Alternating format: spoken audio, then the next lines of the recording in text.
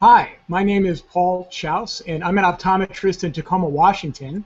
I have a practice that emphasizes the care of patients with diabetes, and I've had diabetes myself now for about 45 years.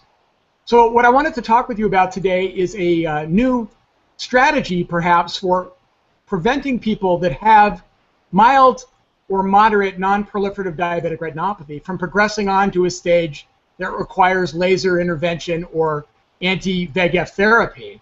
Now, of course, these therapies have saved the vision rather of tens of thousands of people worldwide. But there are some drawbacks to these therapies. You know, laser, for instance, which I had about 30 years ago now, really wrecks your night vision and you lose your peripheral vision. So that's an effect on visual function. So anything that we might be able to do to prevent folks from getting to the stage where they require a laser or injectable treatment for diabetic retinopathy would be a good thing. So the statistics are that about 10% of people with diabetes actually have sight-threatening diabetic retinopathy. And that's either proliferative diabetic retinopathy or clinically significant macular edema. And it's interesting, if you look at the analysis that's been done of risk, if you are diagnosed with diabetes today, even if you have excellent blood sugar control, which is an A1C value of about 6.5 and a perfect blood pressure of 120/80, if you have no eye disease at the moment, you still have about a 5% risk in the next 10 years of developing sight-threatening diabetic retinopathy. That is either diabetic macular edema or proliferative disease.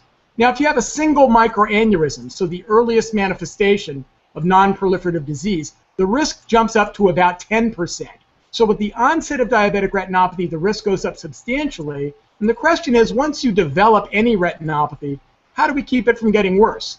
So one strategy that's being tossed around now is using existing oral pharmacologic agents to do that. For instance, we know that people with diabetes and high blood pressure who are on an ACE inhibitor have a lower risk for their diabetic retinopathy progressing. Well, a new agent that's come to the fore in the last 5 years or so is called fenofibrate, and it's a drug that's widely prescribed to lower triglyceride levels in people that have hypertriglyceridemia. It also modestly lowers LDL cholesterol and raises protective HDL cholesterol. Well, there's two huge randomized trials that have been done in the last 10 years, one called FIELD that was done in Australia, and another called ACCORD-I that was done in the United States and Canada. So there's a grand total of about 11,000 patients. And what these studies showed was that if a patient has early non-proliferative diabetic retinopathy and they're treated with this agent, fenofibrate, the risk of the patient progressing on in their retinopathy and actually requiring laser treatment is substantially reduced, about a 40% risk reduction in both studies. Now, in the FIELD trial, these were younger, generally healthier patients, and so a 4-year study showed that the risk of needing laser therapy was reduced about 37%. The ACCORD-I trial, which was done in the US, that was a 5-year study, and with a slightly lower dose of fenofibrate, the risk of laser therapy was reduced about 40%. So the number needed to treat, that is, how many people do you have to treat with this therapy to prevent one patient from requiring laser therapy or an anti-VEGF injection, was about 15. And that's a really good number needed to treat compared to a lot of other medications like statins, for instance, where you literally need to treat thousands of patients to prevent a single heart attack or a single stroke. So a good number needed to treat. Fenofibrate is a safe drug. In general, it's well tolerated. There's some GI upset with it. You have to worry about patients that are on a statin already. There's a slightly increased risk for getting muscle wasting if you're already on a statin. But generally, the side effects are few and far between after consulting with a number of kind of pharmacology experts in the United States. So I wanted to give you an example of a patient that has suboptimal blood glucose control, which in reality is the majority of our patients. So in the US, the estimate is that the average patient has an A1C of about 8%. The standard is to get that down to 6.5 if possible. But a lot of patients, like the patients in the ACCORD study, cannot get their A1C less than 7 because it's been shown to actually increase your risk of a cardiac death. So what do we do for these folks when we can't lower their A1C lower? Furthermore, what do we do for patients where they're progressing in their disease even though they have tight metabolic control. So the statistic I'll use comes from a sight-threatening retinopathy risk calculator that I've been working on with a group of colleagues in Iceland these last several years. And so we've shown, and it's a validated risk calculator, we've shown that if you have an A1C of 8% and your blood pressure is 140/90, and that's kind of what the typical American patient with diabetes has, your risk for developing sight-threatening retinopathy, if you have a single retinal microaneurysm, is about 20%. So if you can lower the A1C down to 7%, that risk drops to about 14%. So relatively, that's about a 30% risk reduction.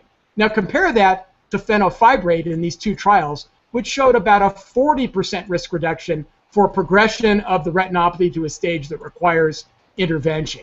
So you can see that metabolic control is very important, but there are other strategies that might be additive on top of tight metabolic control. And furthermore, for patients that can't achieve good blood glucose control, either because they just don't respond to medications or they're potentially have high cardiovascular risk and the physician doesn't feel it's safe to lower the A1C, this is an alternative strategy for lowering these patients' risks.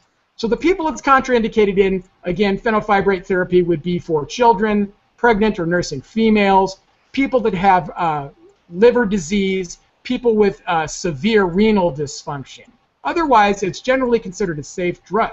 So what I would encourage my colleagues in optometry to do is to discuss the possible benefits of adding fenofibrate therapy to your patient's treatment regimen, and then discuss the possible benefits with the patient's primary care physician or endocrinologist. So this drug has now been approved in Australia as first-line treatment for patients with type 2 diabetes that have mild to moderate non-proliferative retinopathy, because the Australian equivalent of the FDA has determined that it's cost-effective to treat patients early on to prevent them from getting to these more expensive interventions like laser therapy and anti-VEGF injections, which, as we all know, are rather expensive, especially as the number of injections goes up over time, the same with laser treatment. So I'd encourage us all to think about this as a possible alternative to help improve our patient's risk profile, and to think about talking about fenofibrate therapy with the PCP or the endocrinologist, as well as the patient. The drug goes under the name of Tricor in the United States. It also is made by a couple of other companies. It goes under the name of Trilipix and Lipofen or Lipofen. So this addresses the question of, can we prevent people from getting more severe diabetic retinopathy? And really another question is, how do we prevent them from getting retinopathy at all in the first place? And that's kind of what some of the research I'm doing in my own practice now is focusing on, and that's something that maybe I'd like to share with you at a future time. So thanks very much for your time. I'm grateful. Be well.